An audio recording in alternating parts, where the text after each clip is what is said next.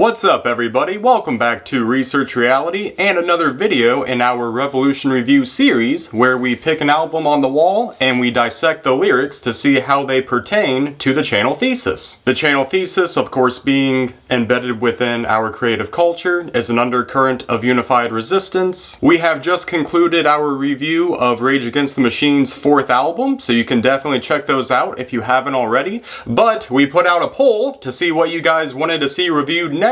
And it was in fact a close race. It was 2 votes to 1 vote in favor of System of a Down. So the people have spoken. I gotta give the people what they want. So today we will be reviewing the first album from System of a Down. If there's an artist on the wall that you would like to see reviewed, definitely let me know down in the comments below and I will add that to the next poll. Also, System of a Down does tend to be a bit more metaphorical with their lyrics. It's not quite like Rage Against the Machine where they tend to be more straightforward and therefore it's slightly easier to review. So if you have a better take on these songs, if you have a good interpretation of what they're really trying to say, definitely leave that in the comments below and definitely let me know if I missed anything during this review and we will take it from there. Thank you. Alright, let's get started. Track 1 from the first album of their self-titled album. The first track from System of a Down's self-titled album, Sweet Pea. So this song is sort of a flip on religious norms where you have someone acting hedonistic despite claims of religious righteousness or something like that. I had an out-of-body experience the other day and her name was Jesus. And for her, everyone cried, everyone cried, everyone cried. Try her philosophy, try her philosophy, try her philosophy. Or die for her philosophy, die for her philosophy. Her philosophy died. So the out-of-body experience could be in reference to drug use. And also the song goes on to claim that Jesus was a woman, when in fact he was not. But also Jesus wasn't white, so there's that as well. But Jesus was a revolutionary who taught genuine life lessons that even 2,000 years later are still relevant today. And thank God he was genuinely down for helping the poor, caring for your neighbor, and throwing out the money changers, aka the bankers, because that's all good stuff and it does lead for a solid moral foundation.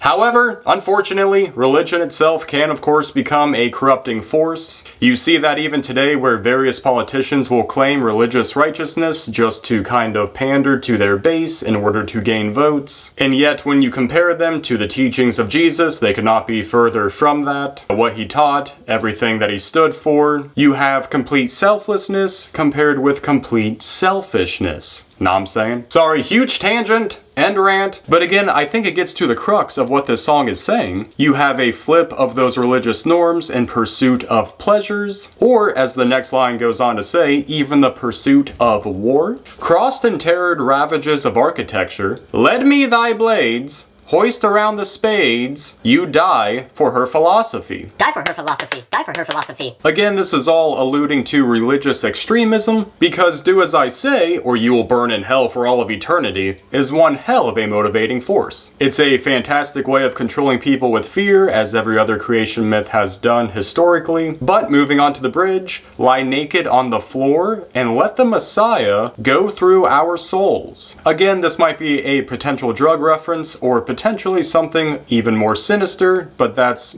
kind of hard to say really, based on the full nature of the lyrics. I don't know, what do you think? In the closing line, I wanna fuck my way to the Goden. There's a really bad Serge Tankin impression for you. And then the actual closing lines, the following of Christ and the falling of Christ. So from everything from calling Jesus a woman to waging war instead of peace, or indulging in drug use or sexual acts, you know, again, just that pursuit of pleasure.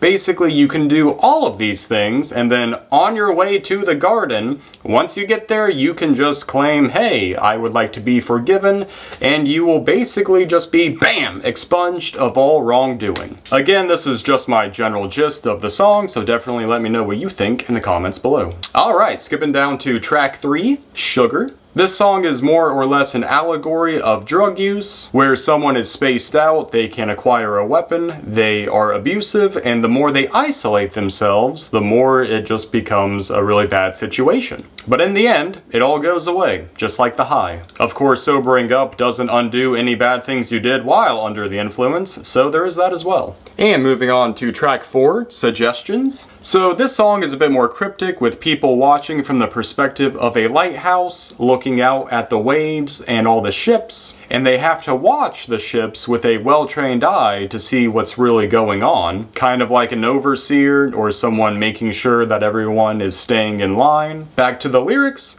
If you are the light post, then you own the working class. So maybe you are a pillar of industry, you are a business owner, you are someone. But if you want the answers, you have to give a piece of your ass. So if you want the answers, you have to give something, you have to sacrifice something. But then there's a warning, a post-hypnotic suggestion. Running the ships ashore. The orange light that follows will proclaim itself a god. So maybe if the lighthouse that owns the working class becomes captivated by these post-hypnotic suggestions, then the ships will crash ashore. Maybe the ships themselves represent the working class, who fall under the authority of the lighthouse. But if the lighthouse is captivated by these suggestions, then the ships will be set free. Or something. But then in the second verse, if you point your questions, the fog will surely chew you up. You're searching for answers, but then the fog obscures your view, so then you don't really get the full picture. It could be a nod to misinformation, the fog of war, just anything that would obscure the truth. But again, if you want the answers,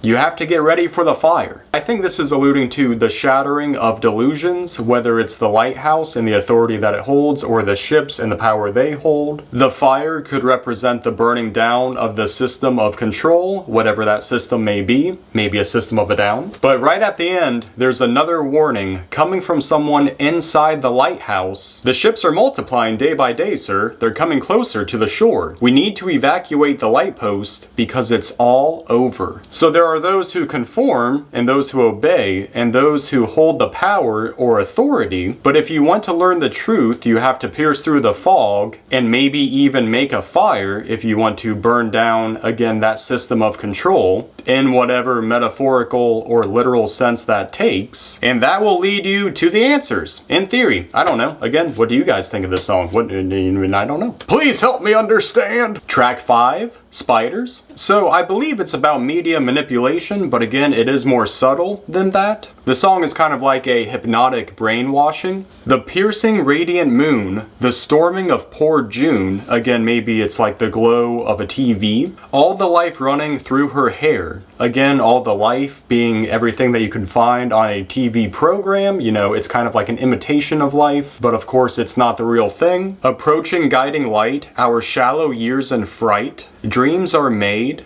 winding through my head. Again, the TV can be a breeding ground for fear in many ways, mostly as it pertains to the news, so that could explain our shallow years in fright. And then dreams are made, winding through my head. Again, just everything that you can get from a TV program. Now, this album did come out in '98, so just like the Rage Against the Machine albums, this is pre-social media, and these lyrics, really, in the modern era, they just become so much more impactful with the dawn of social media. Your lives are open wide, the V-chips give them sight. The spiders all in tune, the evening of the moon. So V-chips were a device that were put into TVs in order to block different programming so that maybe you didn't have your kids watching something that they shouldn't have. And interestingly enough, here it says that the V-chips give them sight, even though it would actually kind of do the opposite, but maybe it gives them sight in the form of a distraction. Instead of seeing what you maybe should be seeing, it's only showing you this. But the V-chips also play into the Telecommunications Act of 1996,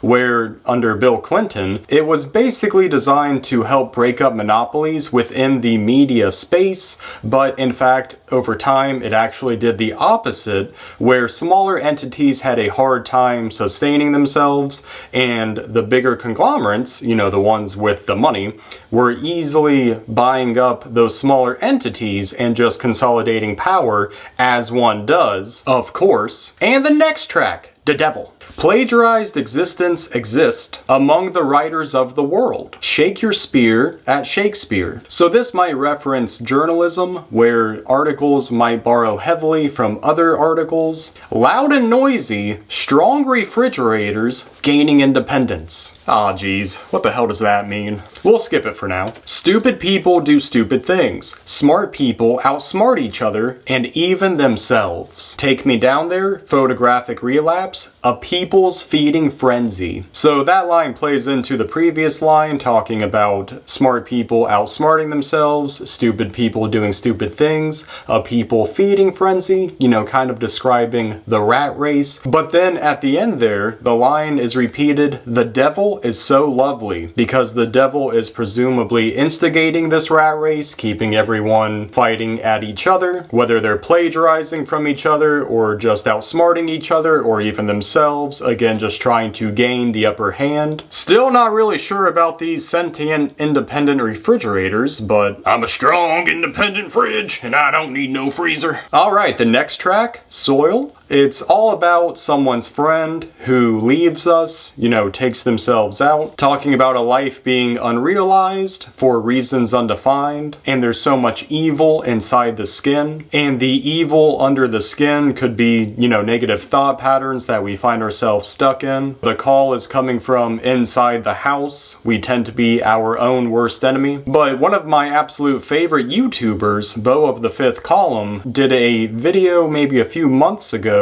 talking about the importance of maintaining hope as it relates to this topic. Beau himself, and now with the help of his wife, they run a wonderful YouTube channel that is very informational, not at all inflammatory, and they report on current events, whether it's world events or political events. But someone reached out to Beau talking about their hopelessness. You know, they had lost a number of friends and they were just, you know, not really sure what to do. And they had a lot of thoughts pertaining to, again, this topic. Again, the video is very powerful. I will link it down below. He can explain it much better than I can. I highly recommend not only that video, but also the channel itself. Now on to the next track with something a little bit more upbeat. War. So this is all about war of religion with a few nods to the Armenian genocide, which Serj Tankian and maybe even the other bandmates are in fact Armenian themselves. So that does of course influence the lyrics quite a bit. Dark is the light, the men you fight, with all your prayers incantations, running away a trivial day of judgment and deliverance. To whom was sold this bounty of souls? A Gentile or a priest? So yeah, dark is the light, war is peace. The men you fight and presumably eliminate on this very trivial day. But who sold or gave away this innocent soul? The Gentile or the priest? Someone who's not religious, or was it in fact religion? It also repeats the line, we will fight the heathens. And the lyrics go on to say, was it the riches of the land, powers of the bright darkness that lead the nobles to the east? Again, referencing, I believe, the Armenian genocide. We must call upon our bright darkness, beliefs, they're the bullets of the wicked. One was written on the sword, for you must enter a room and destroy it.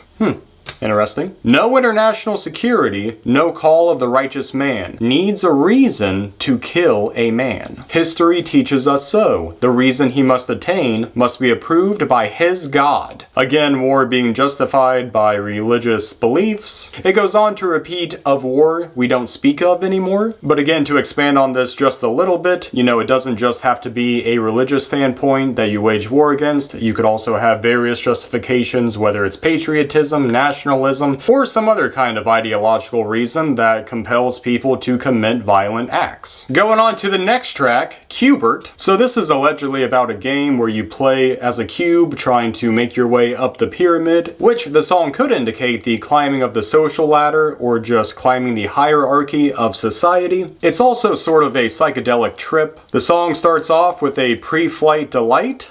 That sounds great. Defaced streetlights, a pyramid mindfuck. Don't leave your seat now. Goes on to say that humans everywhere, canned, cliche people, organs rare. Also mentions a ruby, which might be also kind of rare. And it repeats the word dare, as in maybe implicating daring to think of something else, daring to think outside of the box. Because everyone around you is just a canned, cliched human, and you should strive to be something different, something unique, is what I guess that's saying. Don't leave your seat now, though. And the second to last track, Darts. May I please remain in this space, for darts screech by my desires. So that might be implying just the need for comfort above all else, wanting to remain in your safe space while the darts screech by. And it repeats the line, "Art thou not human, man?" I do love the line, "life-threatening lifestyles." That could mean a few things, really. Arise as did the gods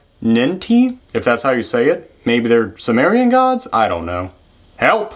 I need help. I would like to phone a friend. As to what that means, clock men, for they will fail. Fear not the gods that come from the sky. Long not are the ones who've lost their way. Pretty interesting line. And then the final song, Pluck, is more or less all about the Armenian genocide yet again. And really, it stands as a very strong song when you look at the situation happening in Gaza, what some reporting suggests is in fact a genocide, along with reports of war crimes, and of course just everything that comes with having a armed conflict. So the lyrics start off by repeating elimination, die, why, a whole race genocide, taking away all of our pride, revolution, the only solution, the armed response of an entire nation. Yeah, sounds about right. You see this time and time again throughout history, pretty much. Revolution, the only solution. We've taken all their shit. Now it's time for restitution. Recognition, restoration, reparations. All good things. But we watch them all fall down. Because even though we strive for these things, they often don't happen for the societies and communities that need them most. And of course, we have the final line.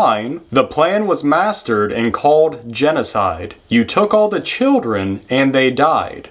The few that remained were never found, all in a system down. Pretty profound ending to end the review on, but yeah, so that concludes the review of the first album from System of a Down. Definitely let me know what you guys thought of this review in the comments down below, and again, definitely let me know if you have a different interpretation of any of these songs or if I missed anything, and of course let me know which album you would like to see me review next, which artist you want to see some reviews of. Alright guys, that's all I have for now. Definitely like and subscribe if you like the vibe, and until then, we will see you on the next video.